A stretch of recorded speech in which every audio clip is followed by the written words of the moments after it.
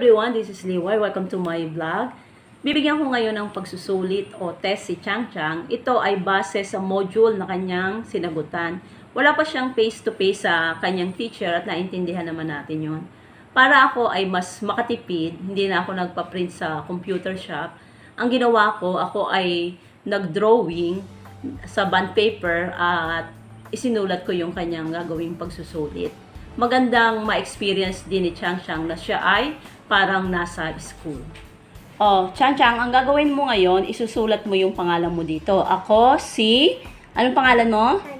Okay, isulat mo nga dyan ang pangalan mo.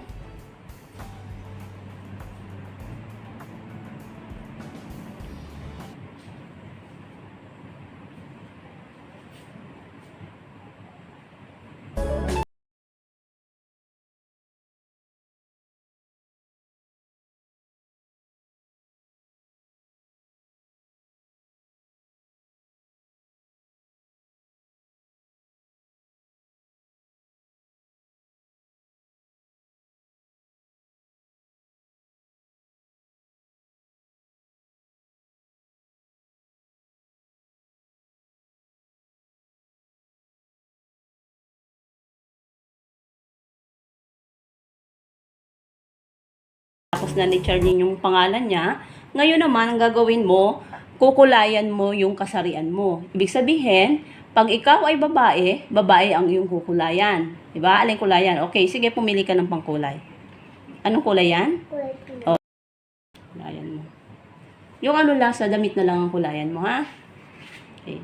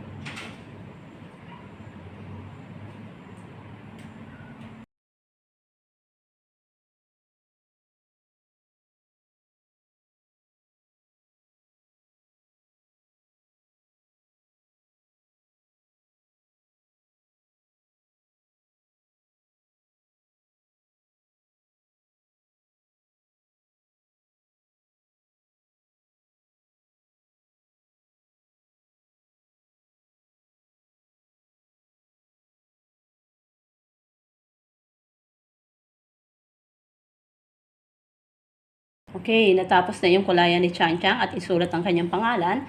Ngayon naman, Chang Chang, ang gagawin mo ay ito ay babae at ito naman ay lalaki. So ngayon, pipiliin mo dito kung ano yun ang gamit ng pangbabae, pero lalagyan mo siya ng X or X. Ha, naintindihan mo? Okay, sige. Alin dito ang gamit ng pangbabae? Ito po. Oh, yan. Okay, kunin mo yung pencil, lagyan mo ng X. Oh, alin pa dyan? Okay, ano yan? Pato. Sapato. Okay, yan. Oh, alin pa? Ito po.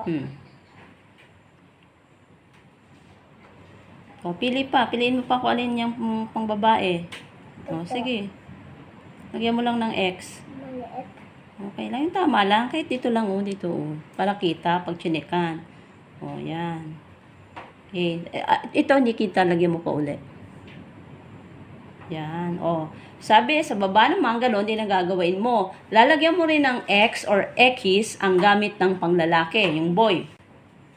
Alin yan. Piliin mo na. Sige na, lagyan mo na.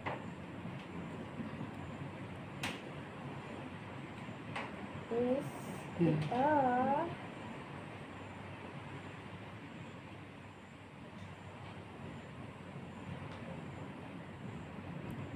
Okay, natapos mo? Opo. Oh, very good. So, susunod naman, ito. Ang sabi, kukulayan ang bawat hugis. Meron tayo diyang mga hugis. Ito ay parihaba, bilog, tatsulok, biluhaba, at parisukat.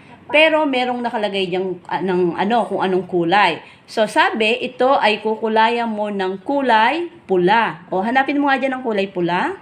O, pula red.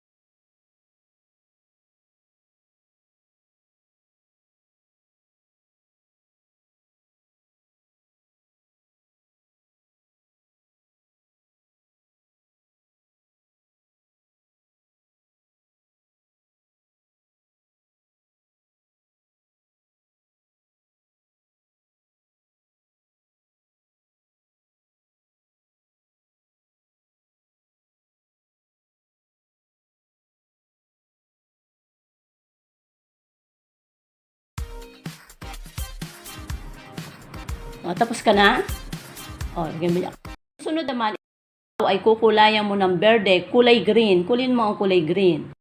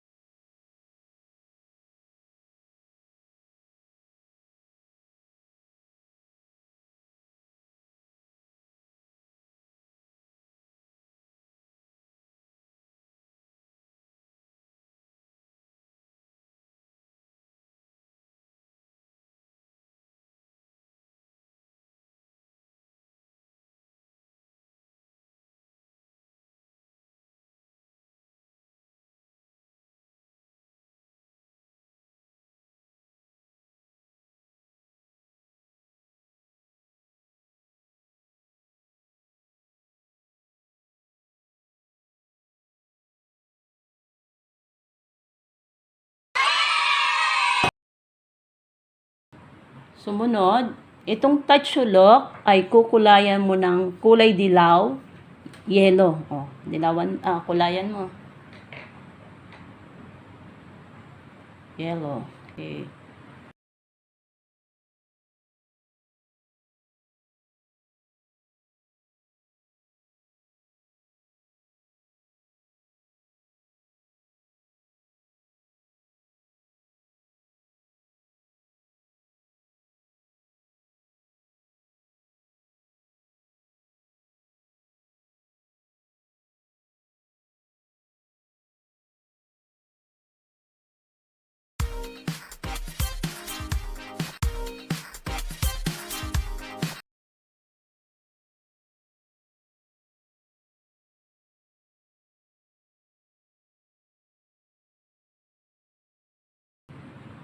Itong biluhaba ay kukulayan naman daw ng kulay ube, violet.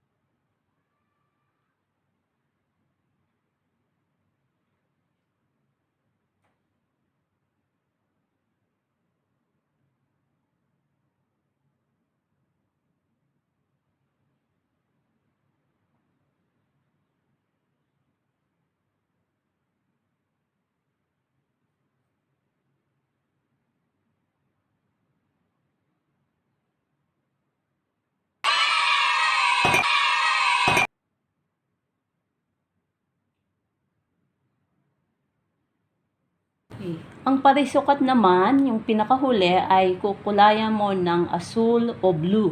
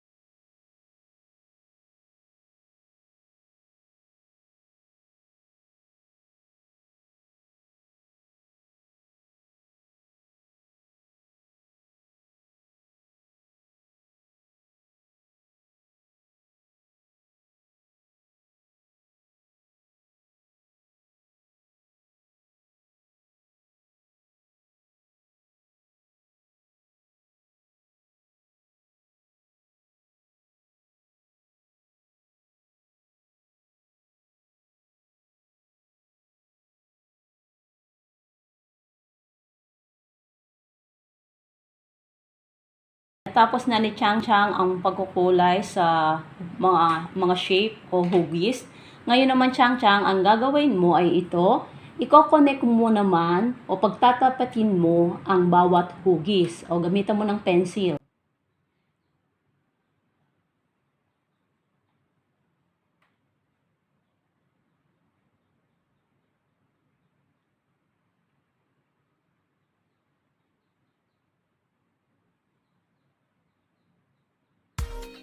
Last, yung pinakahuli. Very good. Tapos na rin. So, ngayon, dito, ang susunod naman ay meron kang activities na gagawin. Ito yung pinakahuling activity mo. Magugupit ka.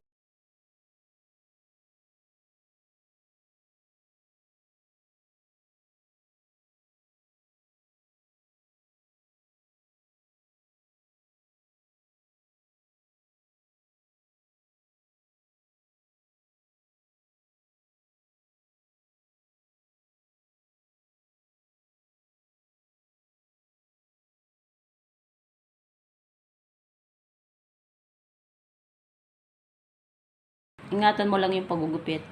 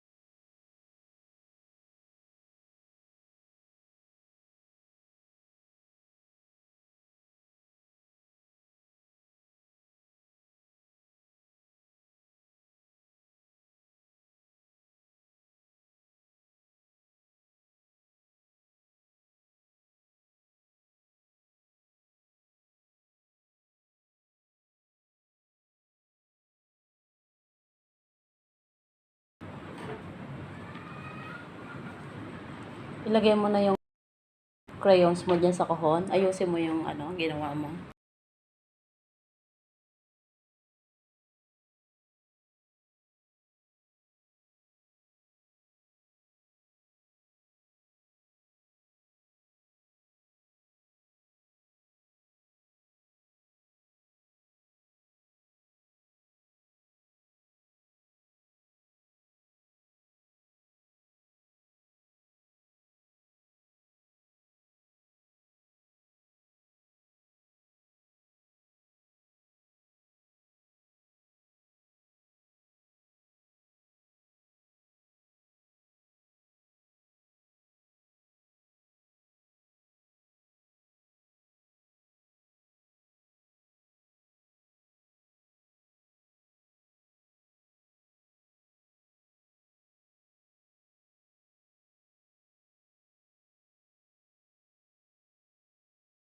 Ngayon naman ay i-check ko ang ginawang pagsusulit o test ni Chang Chang.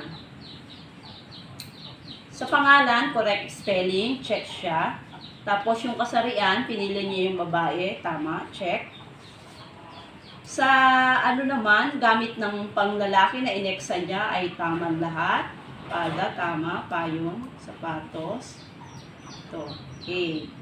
Perfect.